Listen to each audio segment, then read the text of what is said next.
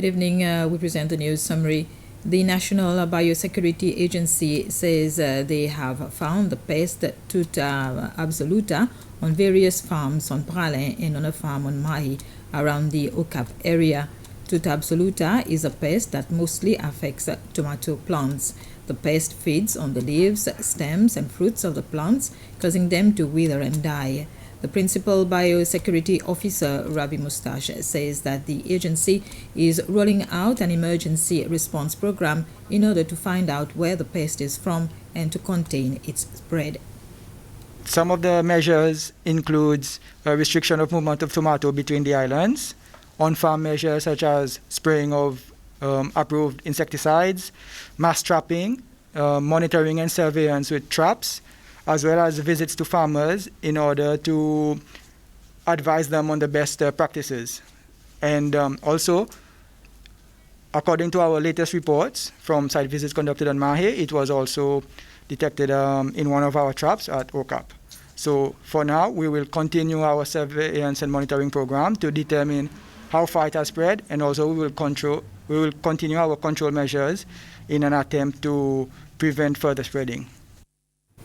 The National Assembly of the Third Republic celebrates its 28th anniversary this Friday.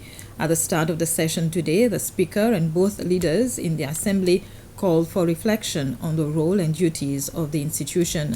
Speaker Roger Mancien said his aspiration is that the National Assembly continues to promote democracy.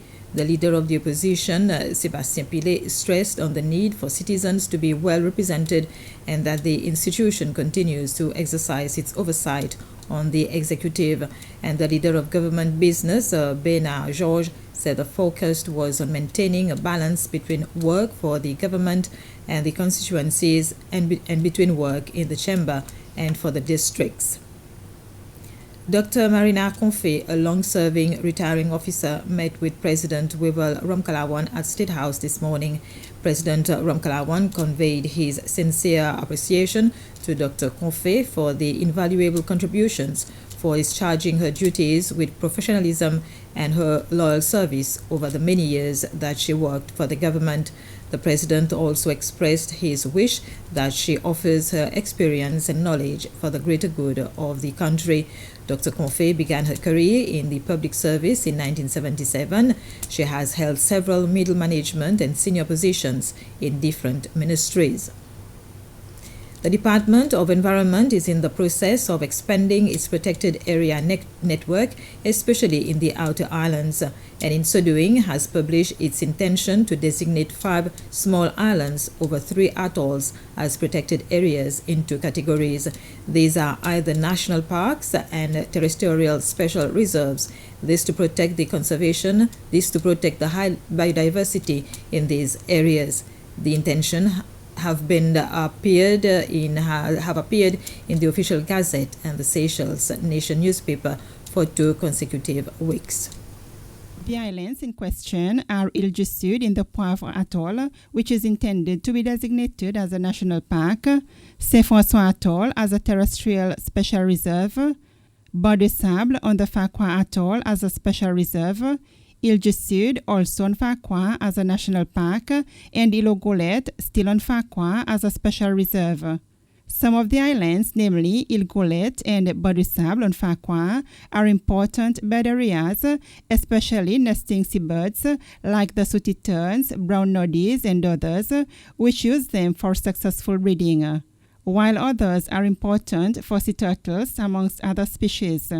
The process started 5 years back. When it is completed, this process will allow for us to reach our 50% designation for terrestrial areas.